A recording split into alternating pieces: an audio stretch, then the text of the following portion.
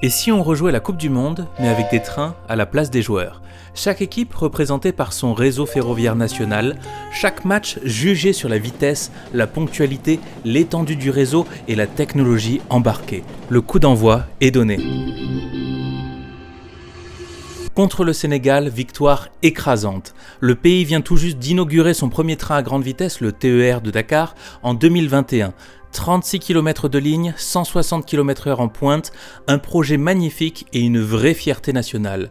Nous, ça fait 45 ans qu'on roule à 320 avec un record du monde sur rail classique à 574,8 km/h, toujours debout depuis 2007, un bébé prometteur contre un champion olympique. Contre l'Irak, victoire écrasante, 3-0, un score presque tendre au vu de l'état du réseau. Le pays a hérité d'un système ferroviaire construit par les Britanniques au début du XXe siècle, mais des décennies de guerre l'ont réduit à un état de ruine. Sur un parc de 200 locomotives, seuls 35 de fret et 12 de passagers sont encore opérationnels aujourd'hui. Le nombre de voyageurs transportés est passé de 529 000 à 143 000 entre 2019 et 2022. Il ne reste concrètement qu'une seule vraie ligne active entre Bagdad et Bassora, un train de nuit lent qui traverse un cimetière de wagons rouillés. Un prêt de 930 millions de dollars de la Banque mondiale a été approuvé en 2025 pour tenter de relancer tout ça, mais pour l'instant, c'est un réseau à l'agonie face au nôtre. Contre la Norvège, le profil change complètement. Le réseau norvégien ne fait que 4000 km, mais 64% est électrifié et le pays investit massivement dans la modernisation ces dernières années. Le souci, c'est que même le patron de leur gestionnaire d'infrastructure reconnaît publiquement un retard de maintenance qui plombe la ponctualité, aggravé par des glissements de terrain et des inondations à répétition. Un réseau ambitieux, mais fragile face aux éléments. On passe sans trembler. Techniquement, c'est l'un des matchs les plus intéressants du tournoi. La Suède n'a aucune ligne à grande vitesse dédiée.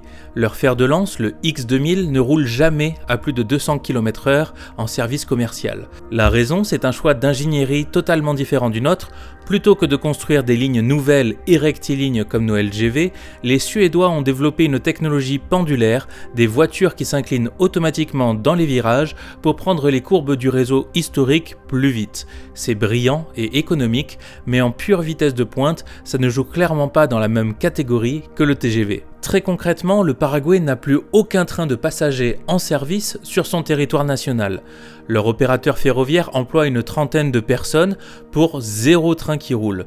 Le seul service encore actif, c'est un tronçon de 8 km à la frontière argentine. Pourtant, le pays promet un train de banlieue depuis des années, d'abord avec la Corée du Sud, puis maintenant avec les Émirats arabes unis, mais rien n'a jamais été construit.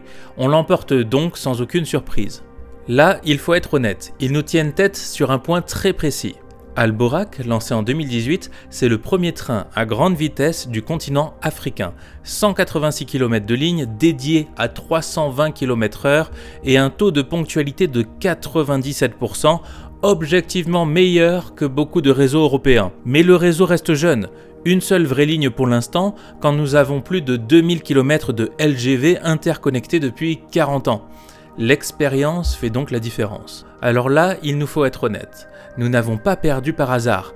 L'Espagne a le plus grand réseau à grande vitesse d'Europe, plus de 3000 km, le deuxième au monde derrière la Chine. Leur vitesse commerciale moyenne, celle qui compte vraiment sur le terrain, atteint 222 km/h contre 216 pour nous.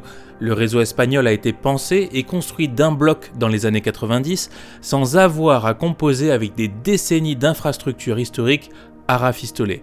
Ajoutez à ça plus de 80% de ponctualité et l'Espagne avait clairement l'équipe la plus complète du tournoi. Cela dit, heureusement qu'on n'est pas tombé contre le Japon, parce que le Shinkansen roule à 320 km/h en service courant avec une ponctualité tellement légendaire qu'on la mesure en secondes de retard sur l'année. Aucune faille technique à exploiter, aucun angle d'attaque, ça aurait été un mur. Heureusement aussi qu'on n'a pas croisé les Pays-Bas, éliminés par le Maroc, parce que le réseau néerlandais est certes petit, mais c'est l'un des plus denses et des plus fiables d'Europe. Un adversaire discret sur le papier, redoutable sur les rails, parce qu'un réseau compact et parfaitement entretenu bat souvent un réseau étendu mais irrégulier. Petit aparté sur l'Allemagne, sortie dès les huitièmes de finale, donc jamais croisée, pendant des décennies, la ponctualité allemande a été un cliché national. Mais en 2024, à peine 62,5% des trains longue distance arrivaient à l'heure, la pire performance depuis la réforme ferroviaire de 1994. La Deutsche Bahn a même été accusée de supprimer des trains en retard plutôt que de les déclarer comme tels, pour améliorer artificiellement ses statistiques. Le mythe de la précision germanique a du plomb dans l'aile, ce qui aurait rendu ce match beaucoup plus abordable qu'il n'y paraît sur le papier. Par contre, dommage qu'on n'ait pas croisé les États-Unis. Leur fameux train grande vitesse, l'ACELA, ne dépasse les 240 km/h que sur 55 km, sur un trajet total de 735 km entre Washington et Boston.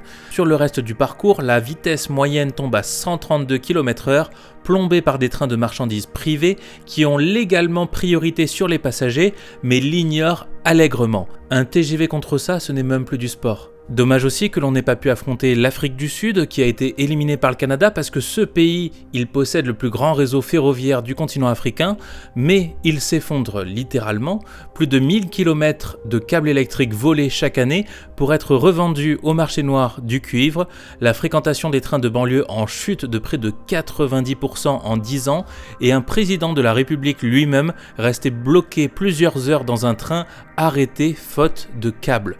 Face à ce naufrage, même notre TER le plus modeste aurait fait figure de Shinkansen. Et un dernier regret, la Croatie, éliminée par le Portugal, parce que le pays n'a strictement aucune ligne à grande vitesse, seulement 5% de son réseau autorise plus de 160 km/h et à peine 37% est électrifié.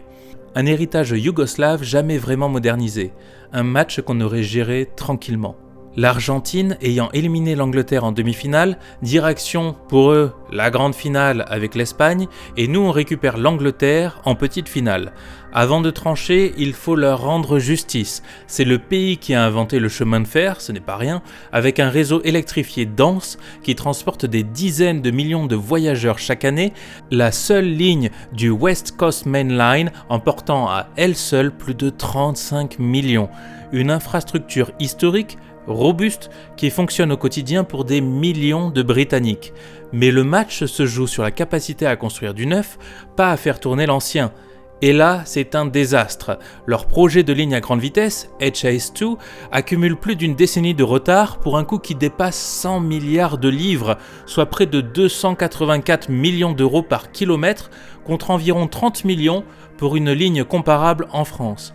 Pour ce prix-là, à budget équivalent, on aurait pu construire plusieurs fois tout notre réseau LGV national. Donc la différence ne se joue pas sur l'expérience du rail, elle se joue sur la capacité aujourd'hui à livrer un projet dans les temps et dans le budget. Petit pronostic personnel, victoire française. Petite précision pour finir, si on faisait abstraction du tirage au sort et qu'on classait tous les pays du tournoi uniquement sur la qualité pure de leur réseau ferroviaire, le vrai vainqueur de cette Coupe du Monde des trains serait sans doute l'Espagne et non pas l'Argentine. Le fait que l'Argentine soit allée aussi loin, malgré un réseau fragmenté en 5 systèmes incompatibles entre eux, est presque une anomalie si on la regarde avec des yeux de cheminot. Sur les rails, ce sont donc l'Espagne et la France qui auraient dû se disputer la grande finale. Voilà, notre Coupe du Monde des trains est terminée, une élimination logique face au meilleur réseau d'Europe, des adversaires évités de justesse, d'autres qu'on regrette presque de ne pas avoir croisés, et la confirmation que dans ce sport aussi, la France, malgré les nombreuses critiques, reste une valeur sûre.